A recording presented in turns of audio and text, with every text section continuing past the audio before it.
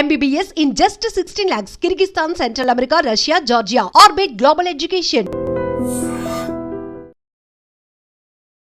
Welcome to iDream media. So ఈ మధ్యకాలంలో ఏంటంటే ఎక్కువగా యంగేజ్లో హార్ట్ అటాక్ అనేది చూస్తూ ఉన్నాము. హార్ట్ అటాక్ రావడానికి అసలు ప్రధాన కారణాలు ఏంటి? ఏదైనా ఆహారాలు తీసుకోవడం వల్ల కూడా మనకి హార్ట్ అటాక్ వచ్చే ప్రమాదం ఉంటుందా? సో గుండె పదిలంగా ఉండాలంటే మనం ఎటువంటి ఆహారాలను తీసుకోవాలి, ఎటువంటివి అవాయిడ్ చేయాలి, వివరాలు తెలుసుకుందాం. మనతో పాటు ఉన్నారు ప్రముఖ dietitian and nutritionist Abitha Chilukuri గారు. మేడం నమస్తే అండి. నమస్తే. అంటే ఈ మధ్యకాలంలో మనం చూస్తూ ఉన్నాము, అప్పటి వరకు హాయిగా హెల్తీగా ఉంటారు, కానీ ఒకటేసారి హార్ట్ అటాక్ వస్తుంది, కుప్పకూలిపోతుంటారు. అంటే షటిల్ ఆడుతూ చనిపోతున్నారు, జనరల్గా వాక్ చేస్తూ చనిపోతున్నారు, జిమ్లో చనిపోతున్నారు. అంటే ఇట్లా సడన్గా హార్ట్ అటాక్ రావడానికి మనం తీసుకునే ఆహారాలు, మన జీవన విధానం కూడా ఒక కారణము. డెఫినెట్గా ప్లే చేస్తుంది ఇంపార్టెంట్ రోలే. ఎందుకంటే ఇప్పుడు మనం హై ఫ్యాట్ కంటెంట్ అనేది కన్జ్యూమ్ చేస్తున్నాం. ఏదైనా ఫుడ్ చూసుకోవచ్చు, దాంట్లో మనం ఇప్పుడు ఏవి కన్జ్యూమ్ చేసినా కానీ high in fat, high in sugar, high in salt ఉంటుంది. ఇట్లాంటి ఫుడ్ కన్జ్యూమ్ చేయడం వల్ల మనకి ఆబ్వియస్గా హార్ట్ హెల్త్ అనేది డ్యామేజ్ అయిపోతుంది. ఈవెన్ మనకి లిపిడ్ ప్రొఫైల్ కూడా మొత్తం బ్యాలెన్స్ అనేది పోతుంది. హెచ్డిఎల్ కొలెస్ట్రాల్ ఏదైతే ఎక్కువ ఉండాలో అది తగ్గిపోయి మనకి ఎల్డిఎల్ కొలెస్ట్రాల్, విఎల్డిఎల్ కొలెస్ట్రాల్ అనేది ఇంక్రీజ్ అయిపోతుంది. ఓకే, అంటే ఈ ఫుడ్స్ ఒక మనం రెగ్యులర్గా తీసుకునే ఒక 4-5 ఫుడ్స్, ఇలా మెడికల్ టెర్మినాలజీ కాకుండా 4-5 ఫుడ్స్ ఇట్లా పనిచేస్తాయి గుండె మీద అంటే ఏమున్నాయి హార్ట్ అటాక్ రావడానికి? హార్ట్ అటాక్ వచ్చేవి అంటున్నారా? డీప్ ఫ్రైడ్ ఫుడ్ అని చెప్పొచ్చు. First deep fried oil food, processed food, ఈ ప్యాకేజ్డ్ ఫుడ్ ఏదైతే వస్తుందో అవంతా.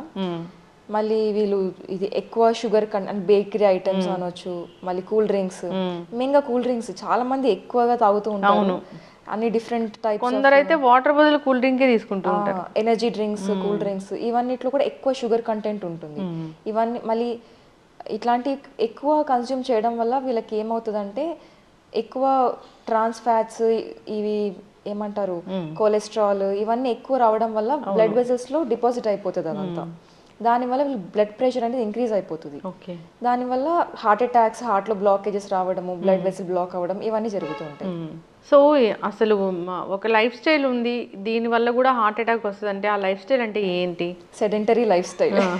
ఇప్పుడు అందరికీ అదే అయిపోయింది. ఆఫీస్లో వల్ల కావచ్చు, దేనివల్ల అయినా కానీ సెడెంటరీ లైఫ్ స్టైల్ వల్ల చాలా ఒబేసిటీ కానీ, బ్లడ్ ప్రెషర్, హార్ట్ డిసీజెస్ అన్నిటికీ main cause sedentary life style. కొంచెం ఫిజికల్గా యాక్టివిటీ అనేది చాలా ఇంపార్టెంట్.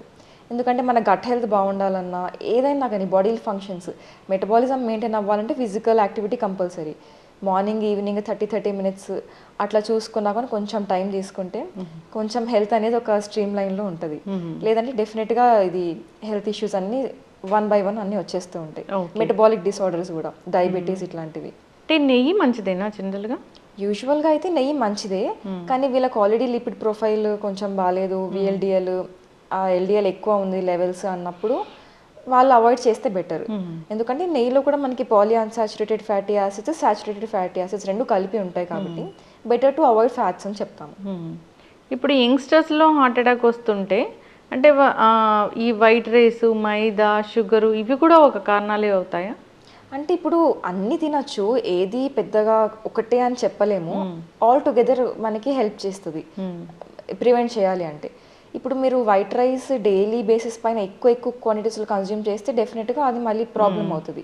అంటే మనకి యూజువల్గా ఏదైనా కానీ క్యాలరీస్ ఎక్సెస్లో తీసుకున్నప్పుడు, అది కార్బోహైడ్రేట్స్ కావచ్చు, ప్రోటీన్ కావచ్చు, ఏదైనా కూడా ఎక్సెస్లో తీసుకున్నప్పుడు డిపాజిట్ అయిపోతుంది ఫ్యాట్గా. అదే మనకి మళ్ళీ ఇది హార్ట్ అటాక్స్ కానీ ఇవన్నీ కాజ్ చేస్తుంది.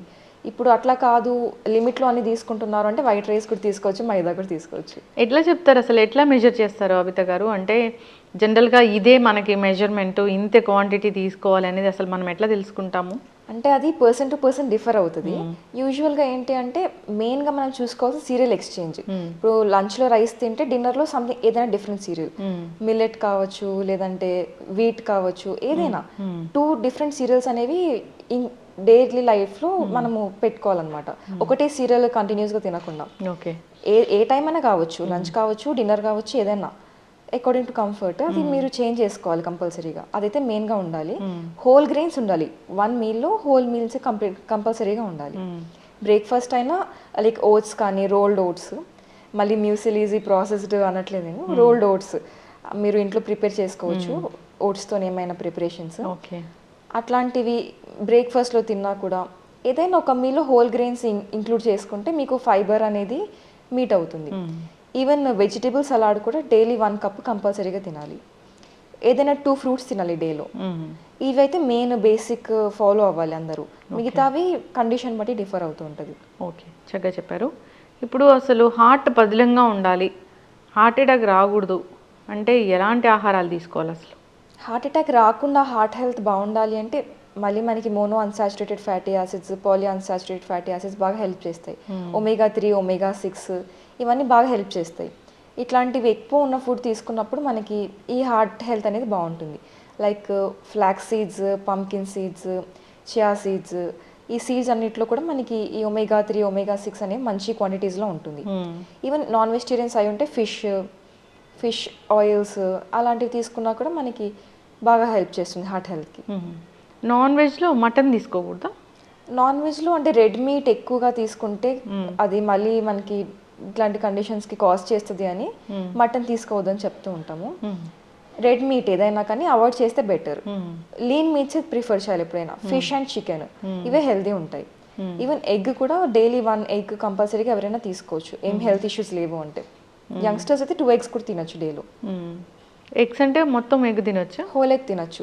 ఒకవేళ మనకి డయాబెటీస్ ఉంది, లిపిడ్ ప్రొఫైల్ ఏమైనా ఉంది అంటే అప్పుడు ఎగ్ యోక్ ఆల్టర్నేటివ్ డేస్ తినొచ్చు. ఓకే. అయితే చాలామంది అంటే ఈ రక్తనాళాలు బ్లాక్ అవ్వకుండా ఉండాలంటే కనుక సో రకరకాల డ్రింక్స్ అనేవి తీసుకుంటూ ఉంటారు. నిజంగా అవి పనిచేస్తాయా? అంటే ఇప్పుడు ఒక్క డ్రింక్ తీసుకోవడం వల్ల లేకపోతే ఏదైనా అది కన్జ్యూమ్ చేయడం వల్ల మొత్తం క్లీన్ అయిపోతుంది అనేది ఏమి ఉండదు. అదే మనకి డిపాజిషన్ అనేది ఓవరాల్గా మనకి ఫ్యాట్ ఓవరాల్గా డైట్ పైన డిపెండ్ అయి ఉంటుంది. అదొక్కటి తీసుకోవడం వల్ల మ్యాజిక్ ఇంగ్రీడియంట్స్ అట్లా ఏమి ఉండవు. యూజువల్గా చెప్పొచ్చు మ్యాజిక్ ఇంగ్రీడియంట్ నిజంగా కావాలి అనుకుంటే ఫైబర్ ఉంటుంది. ఫైబర్ ఎక్కువ తీసుకున్నప్పుడు ఏమవుతుంది అంటే మనకి లోపల ఫ్యాట్ ఏదైతే ఉంటుందో లైక్ బ్లడ్ వెజల్స్ డిపాజిట్ అయిపోయినది అదంతా ఎలిమినేట్ చేయడానికి హెల్ప్ చేస్తుంది ఫైబర్. అంటే మనకి వెజిటేబుల్స్లో, హోల్ గ్రెయిన్స్లో వీటిలో వస్తుంది. ఇలాంటివి ఎక్కువ తీసుకున్నప్పుడు ఆటోమేటిక్గా బ్లడ్ వెజల్స్ అన్ని క్లీన్ అయిపోతూ ఉంటాయి. హార్ట్ హెల్త్ ఇష్యూస్ ఉన్న వాళ్ళందరూ హై ఫైబర్ డైట్ తీసుకోవాలని చెప్తూ ఉంటారు. అందుకే ఈవెన్ సోడియం కూడా, సాల్ట్ అనేది చాలా మెయిన్ ఇంపార్టెంట్ రోల్ ప్లే చేస్తుంది. కుకింగ్లో మనం ఎక్కువ సాల్ట్ యూజ్ చేయకపోయినా కానీ ఈ ప్రాసెస్డ్ ఫుడ్లో ఇన్విజిబుల్ సాల్ట్ అనేది మనకు వచ్చేస్తుంది. సోడియం ఉంటుంది అన్నిట్లో, ప్యాకేజ్డ్ ఫుడ్లో బిస్కెట్ కావచ్చు, చిప్స్ ఏదైనా కూడా దాంట్లో అన్నిట్లో సోడియం ఉంటుంది.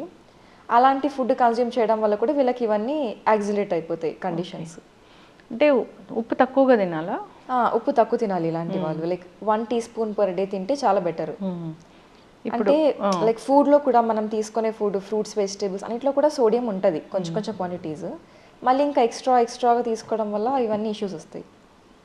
ఒక ఫ్రూట్ ఉంటుంది, దాన్ని తీసుకుంటే ఈ రక్తం గడ్డకట్టే గుణాన్ని ఆపుతుంది అంటే అట్లా ఏమైనా ఉంటుందా? అంటే బ్లడ్ థిన్నర్ అంటారా? యూజువల్గా అయితే అందరికీ బ్లడ్ థిన్నర్స్ అవసరం లేదు. ఒకవేళ ఏమైనా కండిషన్ ఉంది అని డాక్టర్ సజెస్ట్ చేస్తారు. కాదు అంటే పొటాషియం తీసుకున్నప్పుడు మనకి సోడియం ఎలిమినేట్ అయిపోతుంది బాడీలో నుంచి.